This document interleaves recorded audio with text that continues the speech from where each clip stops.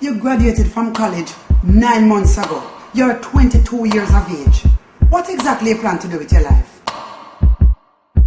You know what? You never have money to come to me and you're picking me to know. But you can't always find to go to the workers' friend then. Oh, I don't tell you already, my son. I'm just some woman with money in the friend. You understand? I don't know some money is power. You mean fear? Yo, Mario. You see if you're not sinner, you go. Speak not evil. Them boys are dead. Hear not evil.